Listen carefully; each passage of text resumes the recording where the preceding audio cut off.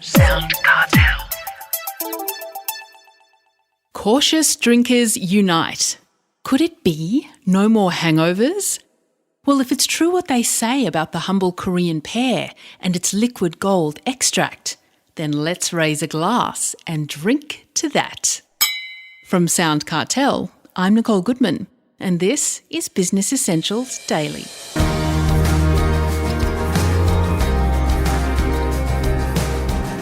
Two years ago, when BAE Juice was barely off the ground, Tim O'Sullivan already thought of it as liquid gold. And considering the extraordinary growth of the company since then, he could be absolutely right. BAE means pear in Korean, and Tim and his co-founders, Sumin and Liam Gostencnik, have been on a roll since they introduced this Korean pear-based hangover cure into the Australian market. Youth's been on their side, and the power of LinkedIn, Instagram, and all of those influencers have done wonders to spread the word. But it's also been a steep learning curve for this young trio, now paying off as Woolworths backs the product and takes it national. It all started when Tim and his girlfriend, Sumin were on holiday in South Korea, Sumin's home country. And to be honest, Tim was having a very good time, followed by, guess what? Some serious hangovers. That's when he was introduced to the curative effect of Korean pear juice. And the rest, as they say, is history. Tim takes Heather Dawson back to his thinking right then in Korea as the business possibilities in Australia dawned on him. It was quite amazing. It was so simple for Sumin and her friends to drink this pear juice, but for me it was like this new amazing discovery. And I kept drinking it and I had a really good experience with it in Korea throughout that trip. And when I came back to Melbourne, I couldn't find it. I couldn't find anything really related to hangovers and did lots of research. And I even found some great articles from the CSIRO mentioning that the Korean pear does in fact reduce your hangover severity. So I thought, you know what, with the drinking culture in Australia and such an amazing product in Korea, a really highly populated country, it's a match made in heaven. So from that day on, I just said, right, and we tackled it from that day. Well, Tim, tell us, what's in it? Or really importantly, does it really work as a hangover cure? There's actually an enzyme. Shortened is DHM for anyone listening that wants to Google it. It's very long and I definitely can't pronounce it. But it actually speeds up your metabolism of alcohol. They've done lots of research on it. They've used placebos, testing, all sorts of different ways of sort of studying it. And the fact is, when you drink the Korean pear juice, which has this enzyme, it speeds up the metabolism, sort of detoxifies the alcohol. We're actually getting some more research done at the moment, but it's pretty amazing to think just a natural fruit juice can do that. And then the proof was in the pudding, trying it time after time, giving it to my parents, so testing a different age group and demographic. And my dad loves a red wine and he's about 56, so it started working on him. So once everyone started having some great experiences with it, it was just really a sure thing to go for it.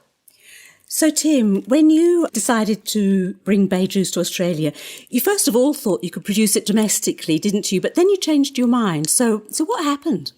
I think it was the high volume was one scary thing. I couldn't really find any abundance of it in Australia. And we originally did really want to do it from Korea, but we did search that option. But the great thing about Korea as well is definitely the quality of the product as well as the pricing. We didn't have any original funding. So keeping our unit cost down per cent was just crucial. And the Korea opportunity, the manufacturer offered us a really great price that was doable after we did some analysis. Now, Tim, I understand the father of Sumin has been very helpful along the way. How important has it been to have someone on the ground in South Korea, with a personal relationship to the business? Yeah, it was actually a game changer. And I think it's one of the reasons we were able to have the opportunity to find a manufacturer and work with such an amazing Korean pear farm and fruit farm. So Sumin's dad, Do-Yan Hwan, he actually helped us source the manufacturer. But also he's owned a number of businesses and he understands the way Koreans do business especially. So he really, really helped us with that introduction and working together with them. He also helped lend us money when we sort of got stuck. So we wanted to place our first order and we realized that we didn't have enough money for it.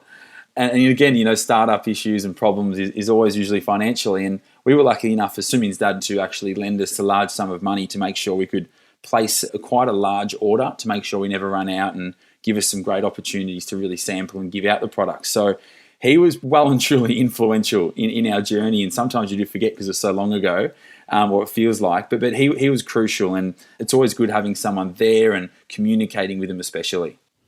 Well, you also have a terrific relationship with your Korean suppliers. Is it a different way of doing business with them over there to if you were working with an Aussie company? Potentially. I think I'll go into detail about our manufacturer because they are really amazing. And for me and Sumin, we rolled up to this farm without really any scheduled meeting, wearing shorts and a T-shirt, and we've both got some tattoos, and we were 23 at the time.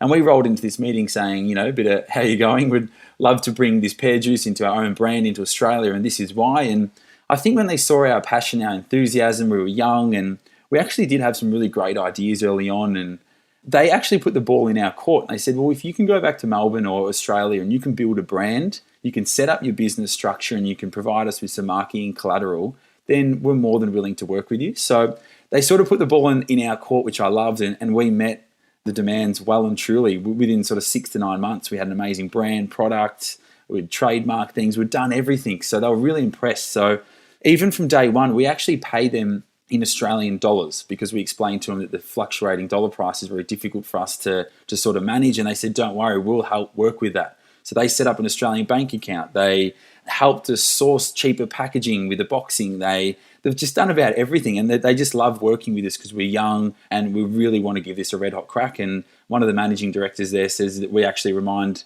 him of him when he was younger. So it's been an amazing journey, and still till today, they're texting us daily, sending us pictures. They sent us some samples of new ideas before we even asked for them. So we're very fortunate. Well, I believe in those early days you did a lot of legwork yourselves as well, delivering product door to door and so on. What was that like? That was crazy. That was like 12-hour days delivering thousands and thousands of sachets of juice across Melbourne. For listeners that are from Melbourne, it's from past Craigieburn to the other side of town, past Brighton. It was hours and hours of driving and speaking to random people that were really wanted to engage with the product and try it, and us reaching out to influencers saying, hey, we're doing the rounds. Do you want to drop off a little care pack for you? And people said yes. And within our first 2 weeks, we had hundreds of 200 people sharing stories of this new BAE Juice. And I think everyone was quite captivated by what is the packaging and the name, and it's from Korea. So whilst it was definitely cost effective, and I was using my mum's car at the time, so it was definitely cost effective. But yeah, that was a great way to do it, and it wasn't planned. So that was the beauty of it as well. Now, you mentioned earlier on Sumin's dad helped you get the business off the ground with some funding, but how else have you funded the growth of the business? And, have you encountered difficulties along the way? Yeah, so it's probably been one of the most stressful parts of the last 24 months, well and truly. It's wanting to tackle every opportunity, but every opportunity has a cost. And unluckily for us, we didn't have any initial funding or capital at all. It was all week-to-week paycheck. So whether I was earning $600, $700, $800 a week working at a cafe, that money was flushed into BAE Juice. Not just weekly or fortnightly. That's been for about past 12 to 18 months. So we pay our rent, we take the food from the cafe that I part own and I work at, and it's been sacrificing just about every dollar for 18 months. It's saving money up for a photo shoot, saving money up to work with an influencer, saving our paychecks up for the next order, which we did get a surprise with because we forgot to do it in early January. So it's been very difficult because we can't tackle new opportunities that we know would be beneficial, or we can't increase our advertising spend when we know that it'll funnel some more money into our account. But it's only been recently, since we've slowly built up our independent retailers and worked really hard online, that we're finally in a position where we're not piling our paycheck anymore and the business is funding itself, which has been one of the more rewarding things lately. Well, you managed to convince IGA and Foodworks to take BAE Juice, but now you've pulled off a deal to get into, I believe, 900 Woolworths supermarkets around the country, which is brilliant, Tim. So what's been your secret to success in managing to pull off these sorts of contracts? Yeah, it's something I've been thinking deeply about lately, and just how did we do it sometimes. You have that sort of pinch me moment. But I think tackling such a niche product, whilst it's a larger risk, it has a larger reward. We're not entering the kombucha space or the orange juice space or another yogurt. We're the only Korean pear juice in the Australian market at the moment.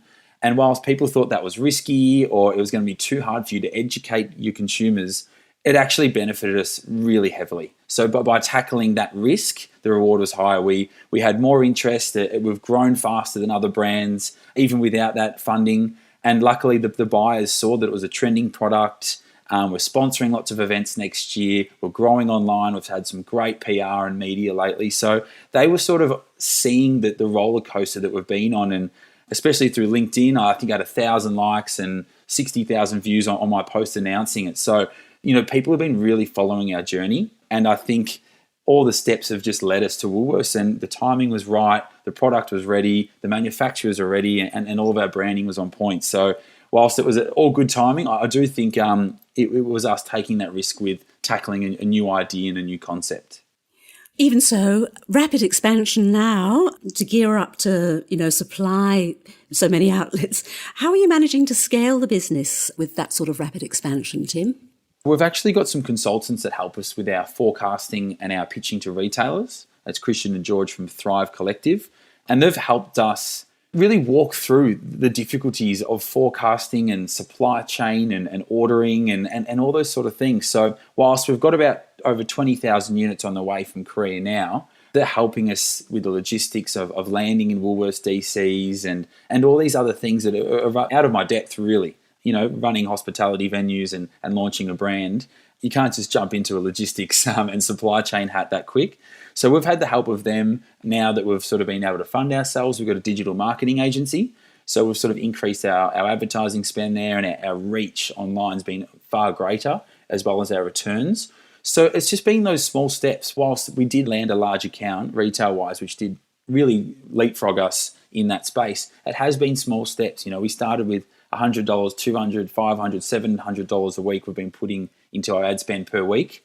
And we're just growing with it and not being impatient or too cocky with anything. It's okay, let's just put 100 more into it this week, 100 more into it next week. And we've just kind of understood that's the best way to grow, and that it's a bit of a marathon, growing this business, that we're not just going to sprint to the finish line and find success. So it's been with the help of others and us understanding it's a slower process. Well, it's such a great story, Tim. So what are the biggest lessons do you think you've learned in starting and growing BAE Juice that you can share with other business people listening to you right now? I think the word outsourcing earlier was the biggest one for me. Like, I've really learnt a lot. So if BAE Juice was to crumble tomorrow, I now know how to import a 22-foot container from Southeast Asia to the doorstep in Melbourne. When I didn't even know how to post a letter to my grandmother. But now I can bring a 22-foot container in from another country. So there's been all these things that I've really wanted to tackle to learn myself. So that whether BAE Juice or other businesses in the future, I've got a really good understanding of things. I do all the social media. I've done the PR. Liam's done most of the sales, but we correspond with each other all the time. So we're really putting a lot of hours into the business. And early days we weren't, and the business wasn't growing. So we did a few days here and there. We're expecting success, and it took a while. Now we work on BAE Juice every day. I give blood, sweat, and tears to it, and it's growing really quickly. So I think it's quite obvious, and it's so cliche. It's frustrating that hard work pays off, but we weren't doing much. The business was stagnant, and now we're doing crazy hours, and the business is booming. So I think that's a pretty obvious recipe to the success, and is all the hours we're putting in and just focusing on growing it every day. So great, we got Woolworths. How do we get all the Dan Murphy's store? After Dan Murphy's, how are we going to bolster our independence even more? How are we going to go to the UK? We're speaking to someone in the UK. So it's always upskilling ourselves, what's next, and continue to putting hours and hard work into the business. Wow. Well, there's lessons for you. So BAE Juice in, say, 3 years' time, do you think you'll be overseas by then? Yes, I'm pretty confident. If it can work here and, such a spread population across Australia, hopefully it can work in a nice, dense, active, exciting city like a London or even pushing for the US. So that's definitely our goal. That was BAE Juice co-founder Tim O'Sullivan.